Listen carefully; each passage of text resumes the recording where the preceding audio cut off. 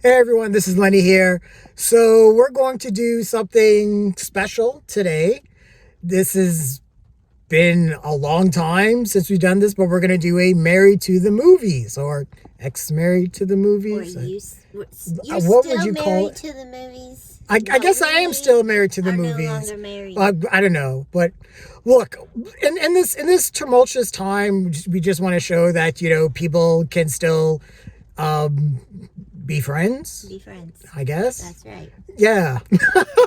This is Jessica. Hi, everybody. We just got out of M. Night Shyamalan's Trap that stars Josh Hartnett. I remember when I did the trailer review, I said Josh Hutcherson, and I don't know why I did that, but it's Josh Hartnett. But yeah, so this is M. Night's latest movie.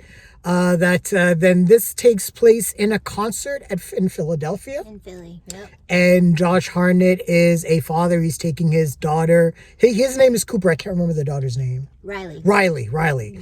And Lady Raven is playing, and that is played by M. Night Shyamalan's daughter. And I was saying, beautiful. she's gorgeous, and she's actually really talented. And I was saying, if there's ever a way to launch someone's career, this was the way to do it. And one of the strong things I will say to kick off of this movie is the music. I thought the music was really good. Had a good soundtrack. Yeah, the all, and I think they were all written even by Lady Raven. Yeah, so she has a great future ahead of her, I think. And like I said, this is a great launching pad for her. But yeah, so basically the plot of the movie is Josh Hartnett and his daughter Cooper and Riley go to this concert. Cooper notices there are all these cameras and police, FBI all around the concert, and SWAT teams and everything like that. And he eventually discovers that they are searching for the butcher, who is a serial killer in Philadelphia. Killed 12 people, I think. He's killed 12 people, yeah. And this isn't a spoiler because this is in all the trailers. Cooper is the butcher. So there's this trap, and basically it's a cat and mouse to see if Cooper is going to be able to escape as the butcher and get away from the FBI. But at the same time, there's this concert going, and Riley's there, and there's all these other complications and everything like that. So, but yeah, so the first thing I guess I will say, I liked the first half of this movie a lot. I really did. I liked the setup and the atmosphere. Yeah. I liked how it started. When we would get into Cooper's head, like right in the beginning, just how it was shot. A lot of like really extreme close-ups. Shots, I mean. Yeah. And it was and that was all constructed to really get into Cooper's head. It's one of those things to get into the mind of this serial killer as he tries to figure out how to maneuver through everything. And again, the setup I really liked because it was like, well, how is he going to get out? Right. And so that was intriguing. And seeing how he tries to manipulate things, how he tries to get around. He's a sociopath and he's probably a narcissist as well. Probably. So you can definitely see all of that on display in terms of how he talks to people, how he treats people. Riley had a tiff with a couple of girls at school, and he runs into the mother of one of these. Just totally.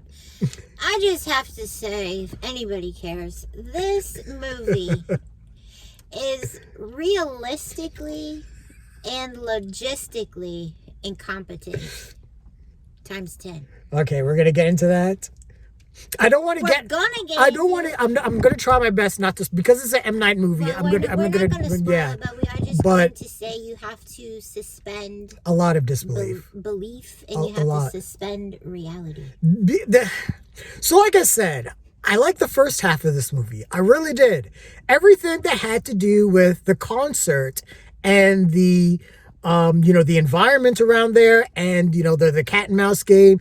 The thing with Alfred Hitchcock, and M. Night is obviously a big fan of Hitchcock, and this felt like it's going to be kind of an homage to Hitchcock, but he would always say that You've put a bomb under a table with people talking and they don't see it happening and just an explosion. It's horror. But if you put the bomb under there and people know it's there, then it's suspense.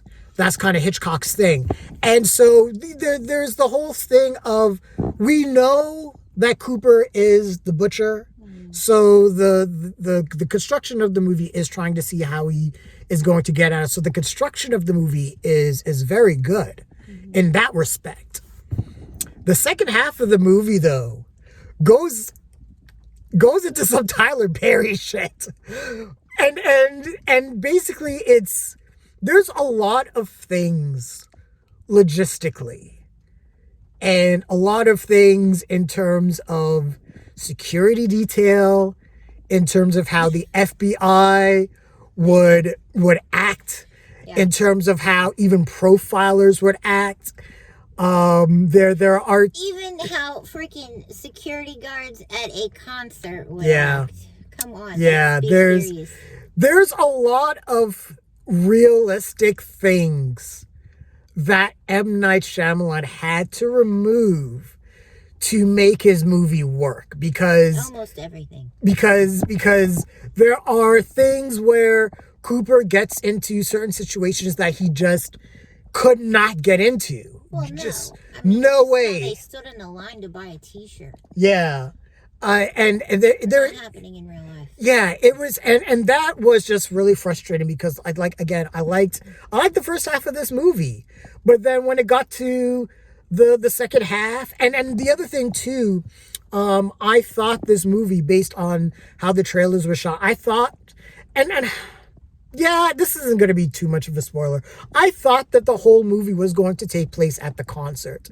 I thought this was going to be. Say that. I thought the same. I thought this was going to be one of those movies that was going to be like done in real time, meaning that everything that happens, like if the movie is 2 hours long, everything that happens that's how the trailer portrayed it.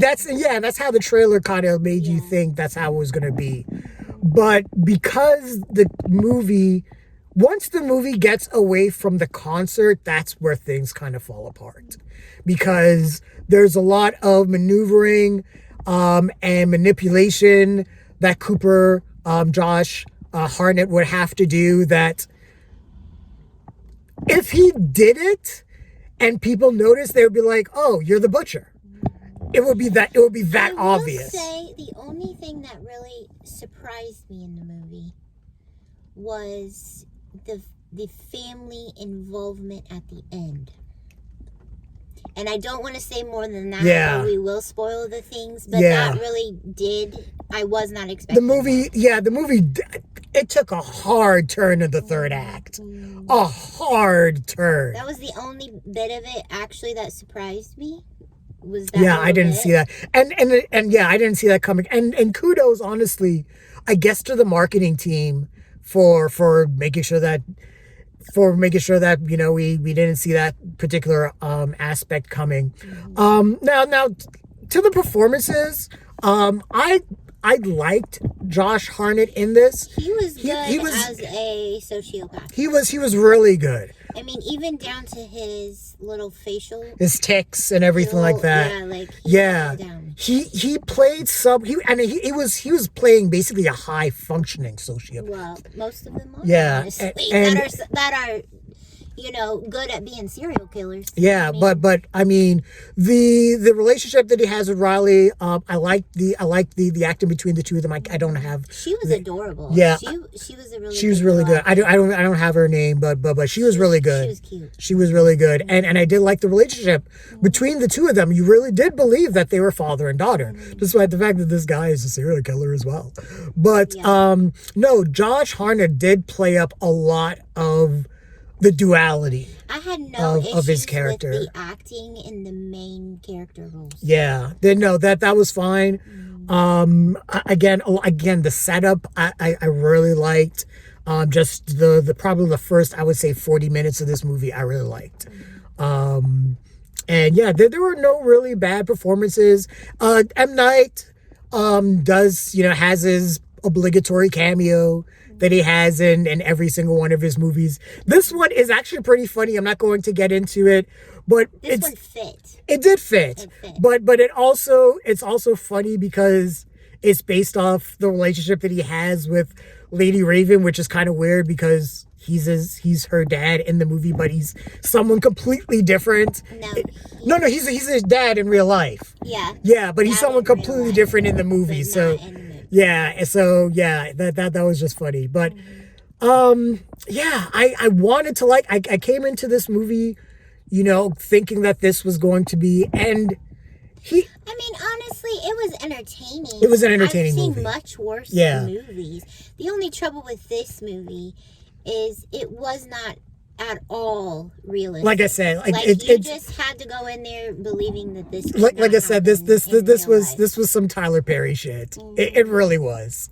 It was M. Night not knowing how the real world works. $15 to go to the theater and see it. No, this is a movie that would belong on streaming. So I mean, if I was gonna give this a rating, I'd probably just give this a run in the middle hit, middle of the road. The music was great. I think that if there's one takeaway from this movie, it is the music. Because and the acting, actually, besides for some of the little tiny supporting roles.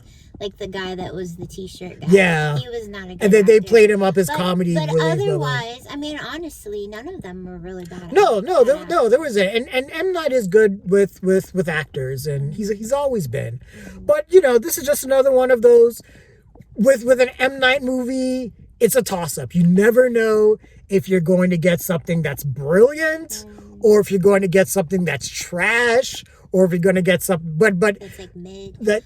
I was going into it thinking it was going to be scary in some way or something like that, and it really was. Yeah, this isn't a scary movie. This is more of a cat and mouse thriller. And it wasn't even super thrilling. Like I said, I saw everything coming except for the twist at the end with a family member. Yeah. That was really the only thing. But otherwise, I didn't hate it. And I didn't love it though. Yeah, and to get to that third act thing, I kind of wish there was something, because it came so out of left field. I almost wish that there was something that was established. Or we could have seen more. Yeah, of the family, or something like that. But it just came out of left field. But that's what it is. But yeah, like I said, run of the mill hit. That's what I would give it. The music is probably what I'll remember the most out of it. I'll probably take some of those songs and put them on my Spotify. But that's how I feel about the movie. What did you guys think? Share your thoughts, leave your comments, like the video, subscribe to the channel. Don't forget to hit that bell icon so you can get notifications as well. Thanks a lot, everyone. Take care. Bye.